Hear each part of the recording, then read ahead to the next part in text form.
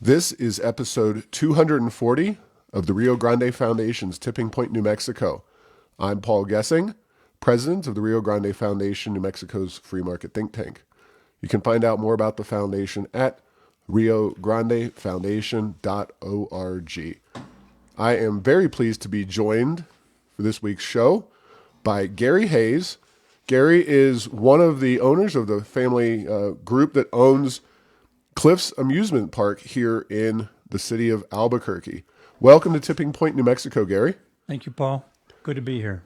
Yeah, well, as we talked about on the phone ahead of time, you've had a little more time on your hands than you would have expected around this time of year and in general this summer. But before we get into kind of the challenges your business is facing and just looking at the future of your business here in New Mexico, let's talk about the history of Cliff's Amusement Park. It's been an institution here in Albuquerque for when did you guys come along? When were you founded? Well, 1959 was our first season, so this last season would have been our 61st season, although we didn't have one. So, but 61 years, and we are a third generation company as well, which is very unusual, as you know. A lot of businesses never survive past the second generation, but we've been very blessed and fortunate that we're into our third generation. That is a good long time to be in business here in New Mexico, and I'm sure your predecessors could tell stories about the New Mexico business climate and the economy. But before we get into those kinds of things, so you're over there off of San Mateo, kind of sandwiched between the interstate and whatnot. I imagine in 1959 that was more or less wide open space. Am I right, or was that pretty urbanized by that time? Well, a little history is needed here, but we were actually, our first location was on Lomas, Oh, just okay. east of Louisiana. Very small little kiddie park is where my father-in-law opened the park in 1959. We operated there about a year, and then we were forced by the city. It started early. Yep. Our first introduction to city politics was early on, but we were forced to move. And we ended up at Little Beavertown. And again, that's one of those icon names that people will remember out in the canyon, out actually east of which is now Tramway. But we were there a year. The owner of that, Fred Harmon, and my father-in-law were good friends. And he and some investors had put together Little Beavertown. It was a great little place. And so they invited Cliff to bring out his rides and attractions as a part of what was going on. But unfortunately, it was already sort of on the way out. And my father-in-law realized that. And so he said, we've got to find our own place. So story goes that he went up on top of the First National Bank building on the corner of San Mateo and Central, I believe, or Lomas, and looked out across the city, and he saw it was growing north. So he went out and on northern San Mateo, and he found a tract of land, and he leased it, and the rest is history at this point. Wow. Okay. Yeah, that is the one kind of high rise building there. Mm-hmm. Sticks out a little bit, being there on Central and San Mateo, but great story. And again, before we get into the nitty gritty and the economics and politics and whatnot, sometime when I was young, I went to what was then Uncle Cliff's once or twice. Even though I didn't grow up here, I had family here, and it was a highlight of the summer trip to New Mexico to go to Uncle Cliff's. When did the name change from Uncle Cliff's to Cliff's? And is there a story behind that? Sure. It was always Uncle Cliff's Family Land is actually was the name. And but during the 90s, we were changing. We used different marketing companies, and we finally began using a company that was really out of state, out of town. And we began talking about some promotional ideas. And the idea came up primarily because we noticed that the kids that were visiting the park were actually referring to the park as Cliffs. They had already dropped the uncle part. And so we began thinking about, that would be a great marketing toy or a platform to use. So we began advertising. Don't say Uncle, just say Cliffs, and that we started advertising that all over the city. And so, sometime in I believe in the early '90s, we actually officially dropped the name Uncle. But as I told you earlier, when I meet people and they refer to it as Uncle Cliffs, I already know they're over a certain age. Yeah, no doubt about it. Kind of like the rotary phone or some of the other things that change over time. But hey, you're still at it, and I know this has been a tremendously challenging year. Like so many people, 2020 has been a tough year. But obviously, Cliffs essentially has not been open since fall of 2019 or whenever you guys closed for the season at the end of 2019.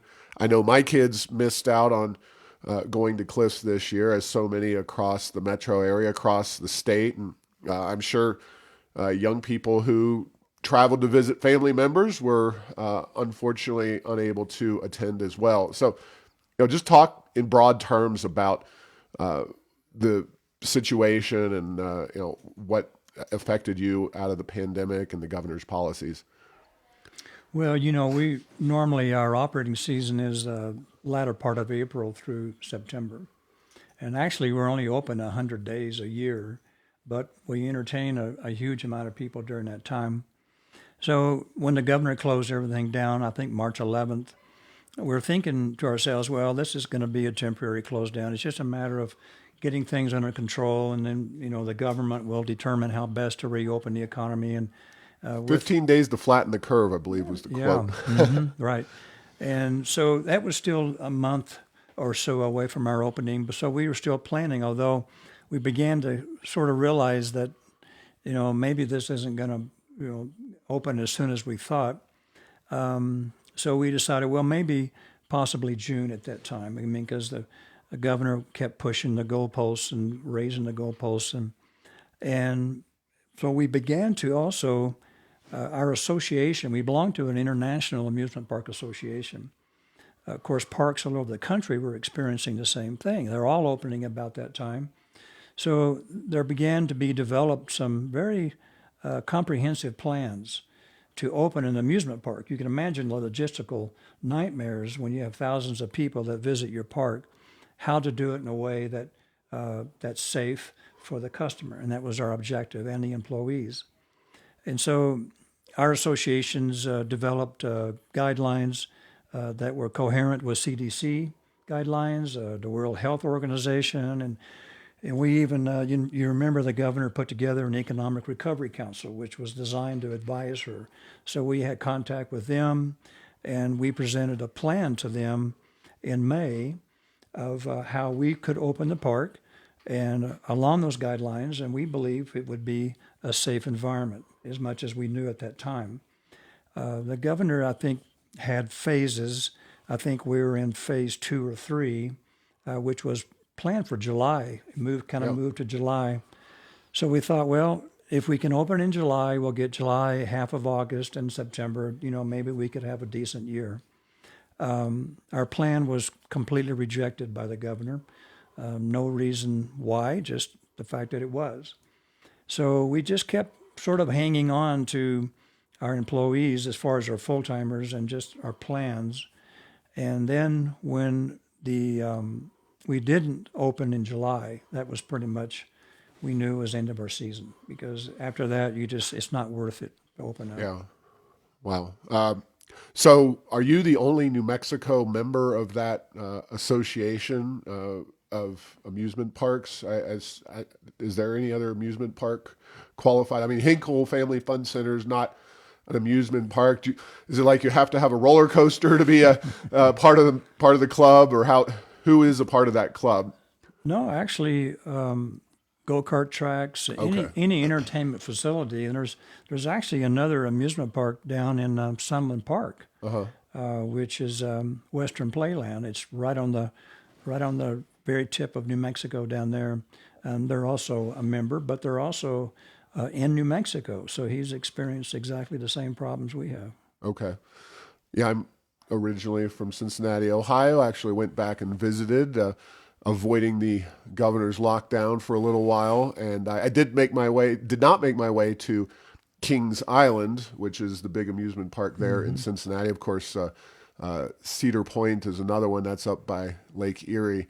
But I know that Kings Island was open a significant portion of the summer. I think they were delayed in beginning until maybe May or something. But I know that they implemented, some of the COVID safe metrics and whatnot, but not here in New Mexico. Now, talk about the economic impact. Talk about the jobs lost. Talk about, what was lost by not allowing Cliffs to reopen, aside from just the family fun and memories and kids being able to be with their friends and experience all that. Talk about those real impacts that your amusement park has on the New Mexico economy. Well, many don't realize that we are the state's largest employer of entry-level jobs, provider. To operate the park in any one day, it takes 130 seasonal employees. And those are all 15 to 19-year-old young people. In fact, I'd be willing to bet most of your audience probably at one time either would say they worked for the park or they've certainly been to the park. And I have a lot of people who I will see and meet say, I used to work out there when I was a kid, and that's really good to know. When I consider how many years we've been in operation, it's no wonder that we've employed so many people over the year. So, and over a period of 100 days, we'll actually, at the end of the season, we'll issue, 500 W-2s. So it shows you how many young people come in and out of our doors. We train them. We especially love young people because it's an opportunity to help them be good public relation agents for us, because that's really what we're teaching them. So economically, over 100 days, our seasonal payroll exceeds $1 million.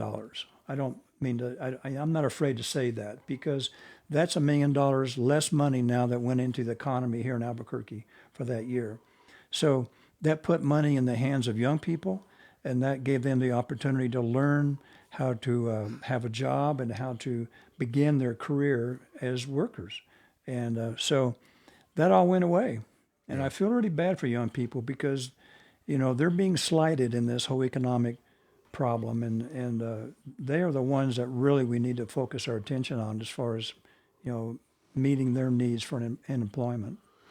Yeah, and I can say from my times at the park, my kids love the water area. They're on the younger side, and that's a great place for younger kids to go and just kind of run around and enjoy getting wet. And the workers there's a lot of workers in that area, and they've always been very helpful, very respectful, very good at managing the situation of controlled chaos there with the kids and maintaining safety while letting the kids do what they do. And so you must do a lot of work with those young people to kind of get them ready for your workforce and trained up. And of course, just this week, and we'll talk about it in the interview podcast. Of course, we had young people across New Mexico protesting again against the governor's lockdown orders and her closing of fall sports completely, including golf and cross country. And I'll gladly go into that, but in the other podcast. So you said $1 million of payroll. Was that over what period of time? Just the season. Just the season. Okay. Sure. Mm-hmm. Now, do you have any idea how big of a tourist draw your facility is? I'm imagining that people certainly come from all over New Mexico, and I would even imagine that you get a fair number coming, heck, from Mexico in a normal year, but also Texas and other neighboring states. Do you have any data on that? No firm data, but we do attract from all over the state for sure, especially groups and school groups and youth activities from all over the state. As far as tourists, we don't really have a record on that. I wouldn't think that we're a high tourist.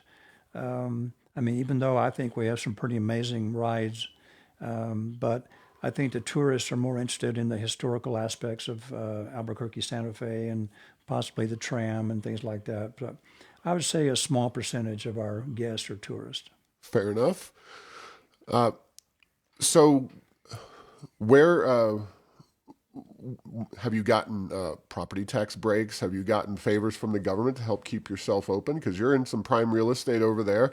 I can only imagine that with no revenue for the year, that surely the governor gave you some, or some local government officials gave you a big break on your taxes, because that would be totally unfair to prohibit you from doing business and then expect you to still pay all those taxes. So tell us about that situation. I'm being somewhat sarcastic. Of course. Well, if they have offered us breaks, we haven't really seen it yet.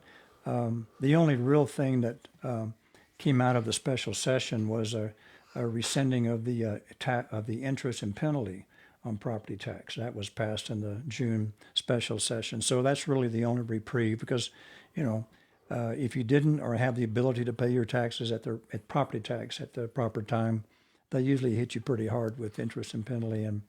But they rescinded all that, so that helped a little bit. But other than that, there's been no help from the governor or the city related to expenditures.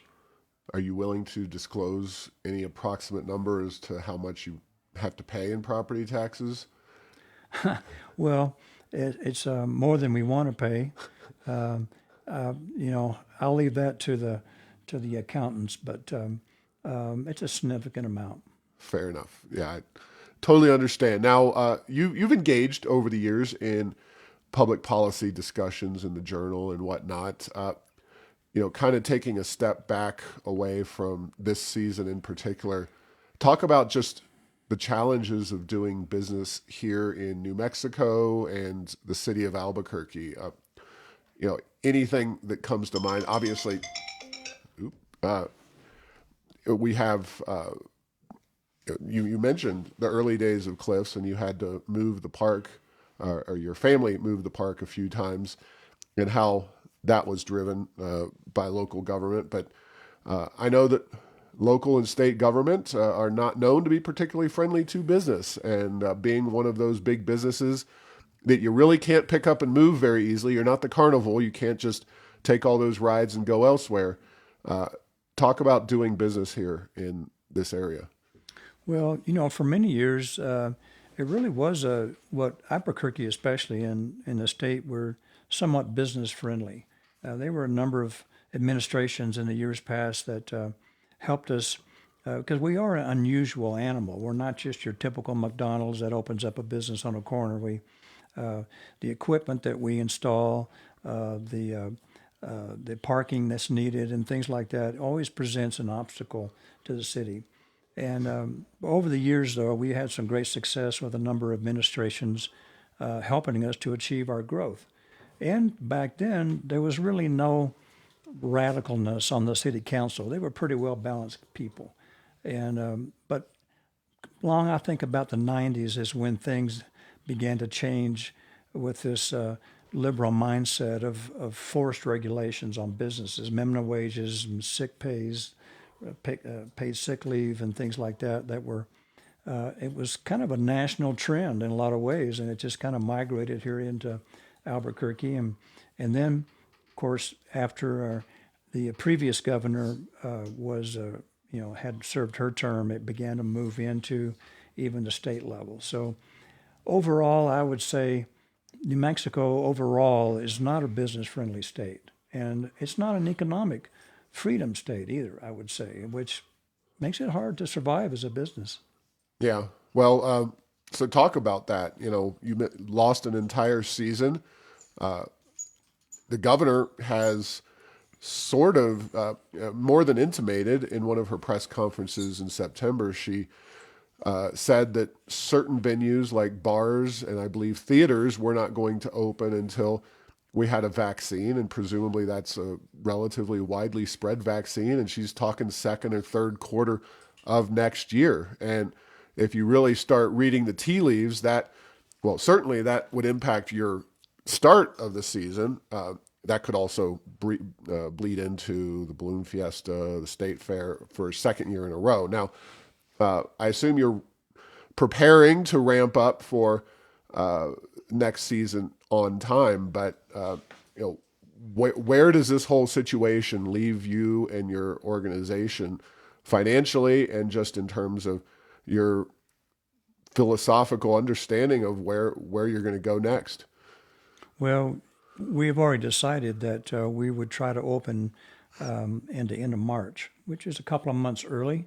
Oh, Although, although historically we used to open in March. March can be pretty nice weather here, sure. and but we always, we pushed our window of opening shorter and closer together, primarily to save on expenditures. As mandatory expenditures began to rise, we began to figure out a way to cut those expenditures, and that was one of the ways we did it. But so our plan is to open in March. Again, I don't know what the governor's plans are. I don't think anybody does. No. I don't know that she even knows from week to week. But I think it's, when I look out now, she's allowed the zoo to open. Now, granted, I think they're limiting them to 500 people a day, which we wouldn't be able to survive on 500 people a day. But the city is supported by tax dollars, so the issue Right. of making money isn't there. The Sandia tram opened. They were allowed to open. To me, it's an amusement ride. They reduce the capacity of the cabins, and they do their sanitation between rides, which was part of our plan. We were going to be opening it at 50% capacity, and that would include rides and everything else, and sanitation between rides. And then I just heard recently where it looks like possibly the ski areas will be opening up this winter if we have snow. And again, riding on trams, congregating together, again, it's just not. It's just obvious that the governor is cherry picking winners and losers, and that's a shame because, considering the devastation that's happened to our economy. Early on, there were phrases like, is the cure going to be worse than the virus?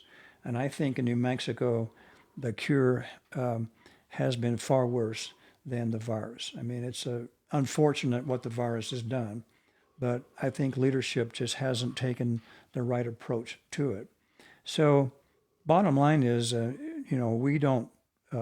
we wouldn't survive another year without opening. I don't Right. know. I don't know too many businesses I could go 2 solid years Yeah. being completely closed down and survive. And so that's something that we as a family we don't like to talk about after 61 years, but reality sometimes is something you have to face. And so we're just biding our time and see how this plans out over the next several months. So when you talk about opening in late March, and this is kind of a general question as well, uh, you really go full bore, 7 days a week come summertime, right? But mostly when the kids are still in school, you're just on the weekends open. Right. So presumably you go weekends only starting in late March through what, Memorial Day? Right. Okay. Is that driven by the ability to get workers because of the school schedule, or is that driven more by the demand side that customers don't show up until Labor Day or Memorial Day? Well, it's a combination of both, but it's primarily we kind of work around the school system. So Sure. when school is in session, we're just primarily a Saturday Sunday operation. We don't have any problem getting workers. I mean, we've been blessed by the kids want to work, and we have an abundance of applications that come in for young people that want to start their first job at an amusement park. And so typically the schools are out somewhere toward the end of May, and so that's when, after Memorial Day is when we start our full-time operation. And so you get all these applications, and I presume you have young people in typical years that have worked the year before, and you start giving them a call and say, "Hey, are you planning to come back?" That kind of thing, and then you get your staffing lined up and ready to go. So this is going to be an interesting year for so many reasons. Of course, the school schedule's been totally changed around, and that whole thing looks differently. Do you think that'll impact your business in any way? Like, do you see, obviously field trips weren't happening. Talk about the school schedule more broadly and how that could impact your business one way or the other as we head into next year. Well, it's really hard to determine, the off-site learning programs. I really don't know. I have grandkids that are, you know, virtual learning, and I know from just talking to them that it's different than going into a classroom from 9 o'clock till 3 o'clock. Yep. So they sort of on their own. I mean, they do go online, they do in the classroom environment. So it really is kind of hard to know what we'll be faced with, and if that continues beyond the Christmas break. So, the next year could be a whole different environment than it is right now. Well, you could declare yourself a classroom. And for the purposes of the city, you'll be a gun-free zone, which I'm sure you're a gun-free zone anyway. But that's Mayor Keller's made that clear. And then you can have 25% capacity if you're a private school, 50% if you're a public school. So I'm sure we can work something out here. But in all seriousness, you guys have in the past done seasonal events. I know Christmas, at least 1 or 2 years, you had a thing going where people could go into the park at Christmas time and it was kind of decorated and all that stuff. Obviously, this year's not likely to happen. I'm fighting like heck for trick or treat. My kids will be showing up to houses that have their lights on the Halloween night, whether you like it or not, folks. But uh, talk about some of those seasonal events and how your decision making process is in a typical year with those. And obviously, I assume you're not doing anything. I haven't seen any advertising this year, so just share anything you have about why you do those or why you don't do those.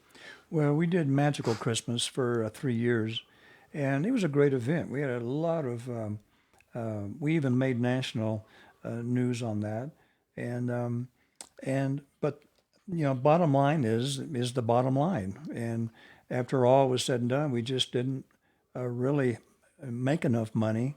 There's a tremendous amount of labor involved in decorating the park, and so we opted after 3 years not to do it anymore, and it's just a business decision. Sure. And as far as anything else, we've, like I said before, we've shortened our season. We've tried to cut back on our hours of operation simply to cut back on payroll, which is our greatest expense in a company of our size. And so we've really eliminated a lot of extra curriculum activities just simply for that reason. Now, talking about payroll, and you talked earlier about sick leave and mandatory sick leave in the city of Albuquerque, so far has not become a thing. We worked very hard on that, and I know you also, as behind the scenes, worked hard on that issue when it went to the ballot box a few years ago. Of course, Bernalillo County just enacted theirs, and I'm sure you were and we were waiting for the other shoe to drop. But right now, I think the folks at the Albuquerque City Council are, they realize that businesses would be very hard hit by that. But minimum wage is another issue. Of course, the city has its minimum wage, but the state minimum wage is going up as well. And first and foremost, just hiring young people. Do you find that the minimum wage helps you attract any better workers, or is it pretty much just a negative for your business when they raise the minimum wage politically? Well, it certainly is a negative financially. One of the things that the after effects of any wage increase is that unemployment goes up.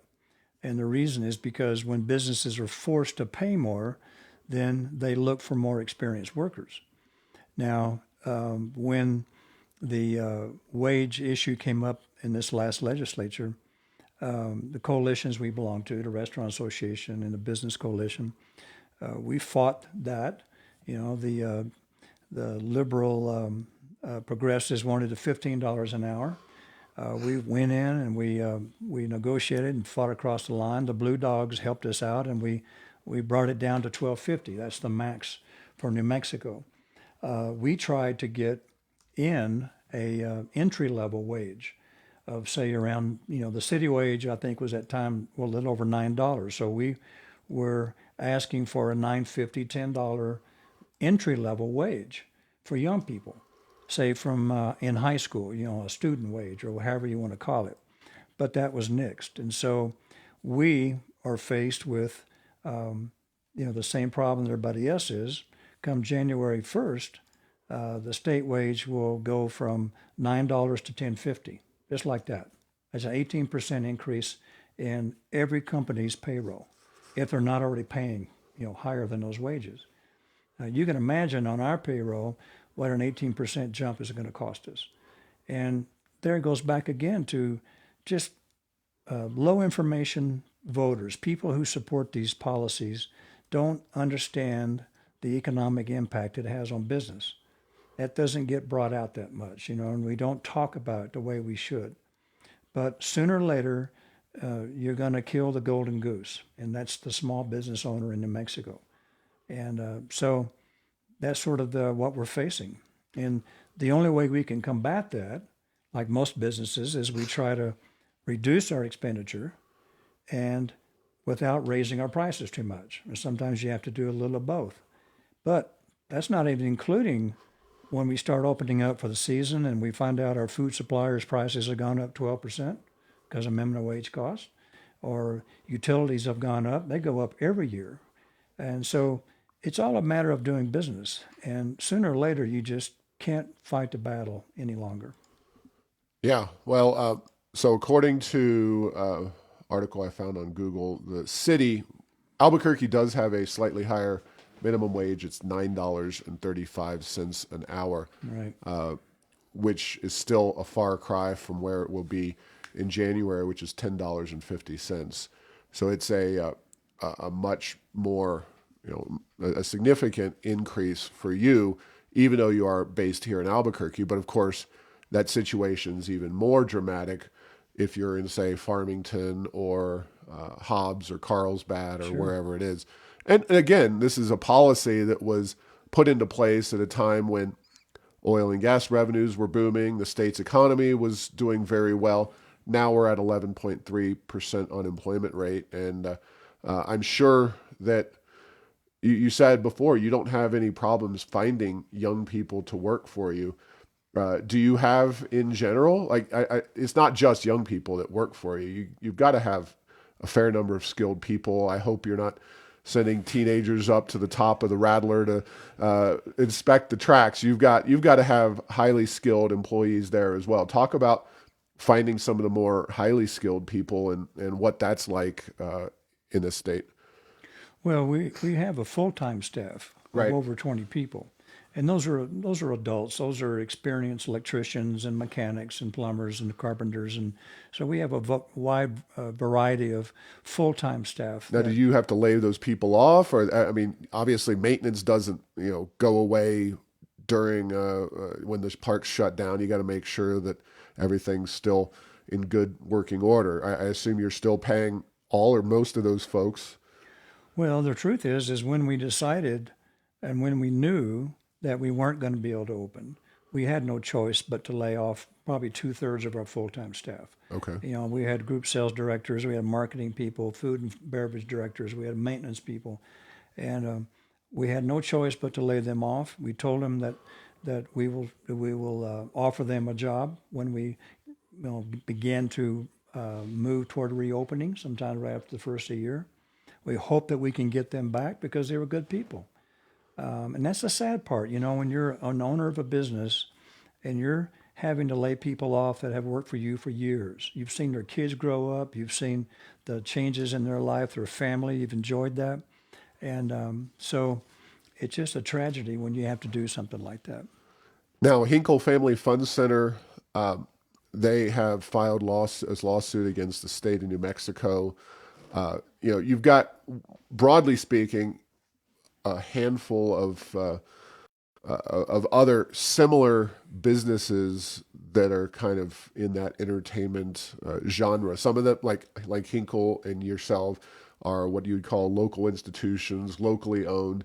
Then you got the Main Events and the Dave and Buster's. And, while you all probably compete, you're competing for the for the entertainment dollar, do you have conversations with those folks? Is it just like the local people who get together? Like, what are the main events and the Dave and Buster's doing? Are they just kind of, we can survive this because we're big corporations? Talk about those relationships and whether, you're involved in trying to push back against some of these policies.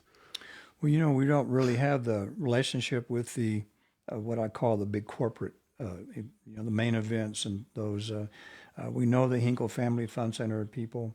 I'm involved with a lot of the smaller operations. Actually, we're involved with the state because the state has mandatory insurance inspection laws related to entertainment centers. So we're very actively involved in that. But as far as the big companies, we don't really get involved. And my son mentioned to me the other day, we need to put together a coalition of entertainment centers to fight the governor on some of these things. And so it's something we're thinking about. We do belong to different business coalitions and groups that we rely on to go in and fight for us. And it's one thing to go into the legislature and fight for pending policy. It's another thing when in between all of that and you're fighting inept leadership, which is what we have in the mayor and the governor, because they just simply do not know how to manage what's going on. And there's a way to manage both. You can manage the economy and you can manage the safety of New Mexicans, and there's a way to do both, but we're not seeing it. And I would also say that it's one thing to go into a legislature during a session, however long that may be, give it a special session, whatever, and talk to those people and interact with them. It's another thing to have one person behind closed doors without really anybody publicly interacting with her in any real way. Theoretically, of course, that's because of the virus. I think we probably agree that there's also a advantage for her that she doesn't have to deal with the IRS and what they feel. But one person making all these decisions is really unfortunate, really unhealthy for democracy, for the state, for businesses, for everything else. So it's very, very frustrating. And I know we could go on at length. So you're gonna definitely try to reopen in March. Uh, I know that is contingent on a lot. So what do the next several months look like for you and your company? I mean, in a normal year, I would assume you're kind of coming off of the end of the season, and what's a normal year look like? What's this year look like? What do you do when the park isn't open and you're kind of in between seasons? Well, normally in between seasons, we're doing we'll do a lot of maintenance work. We'll do construction, just, things around the park, cleaning up and just making things look better. We also analyze the year as far as how each department did, and then we'll make adjustments accordingly.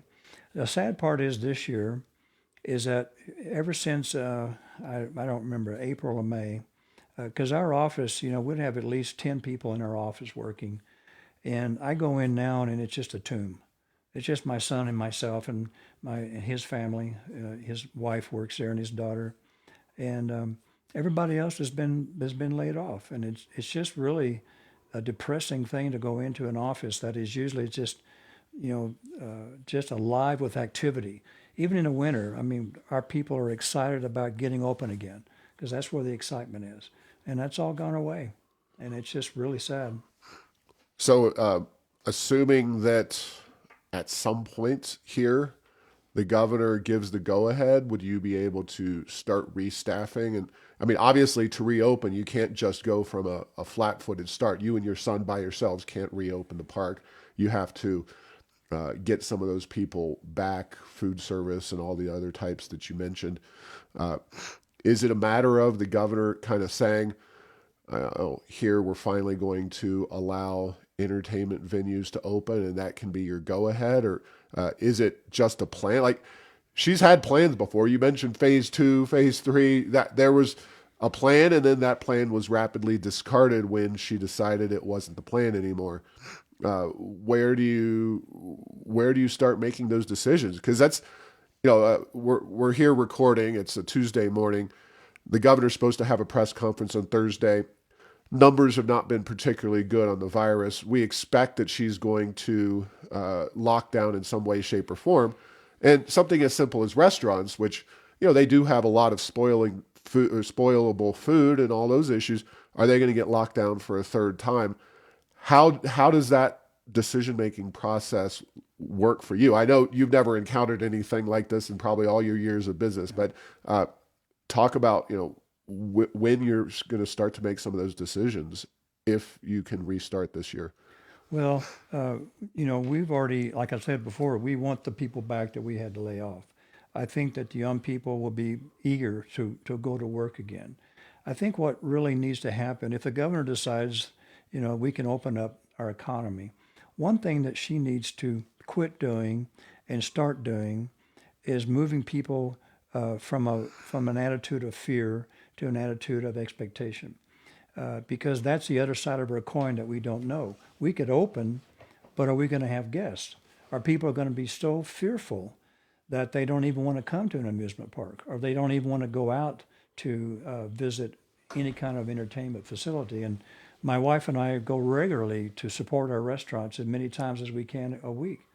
And I'm just sort of dismayed at the number of people who aren't attending or going to restaurants. And I think I think she's accomplished her motive of fear very, very well. And that's really going to be a determining factor, is whether people are willing to go back out into society again. Yeah, I'm thinking to myself about the various attractions you have over there, and an overwhelming majority, I would say, are maybe not compatible with the social distancing guidelines, but they're relatively safe. For example, riding in a roller coaster, as long as you're sitting next to somebody who you're in the same family as, who's kind of in the same milieu, you're not like exposed directly to the car in front of you or the seats in front of you. There are, you know, a limited number of those, and you could probably address some of those issues on a case by case basis. But the water area, I was thinking to myself, well, it's practically a swimming pool. Now, she's opened swimming pools to 10 people at a time, which is a totally arbitrary number, because a tiny pool with 10 people is probably crowded, and a big Olympic pool with 10 people is not very crowded. I'm sure you've probably game theoried this stuff in your head over the time. Do you have, as we conclude the podcast, any thoughts on a ride or two or specifics that you think would be re-engineered or reworked, or do you feel like you're in pretty good shape moving forward reasonably with COVID going on? Well, I mean, as I said before, 50% capacity would apply to even all the rides. It's easy to space people out on a ride. It reduces the capacity, but our in-park capacity would be reduced to 50% anyway. As far as the water attraction, we haven't yet determined how best to do that, but hopefully there's enough water coming off of those attractions that any virus is going to get washed down the tubes. All right. Well, frustrating stuff. I appreciate your time today. Hopefully, in the near future, you are so busy getting the park reopened that we won't have time for a podcast conversation. But thanks for listening to this week's show. Make sure to get the latest edition of Tipping Point New Mexico by subscribing on Apple Podcasts, Stitcher, and Spotify. You can post or comment on this and other episodes on Facebook and Twitter, and tell Google Home to play Tipping Point New Mexico. Thanks to Path 3 Marketing for producing this show.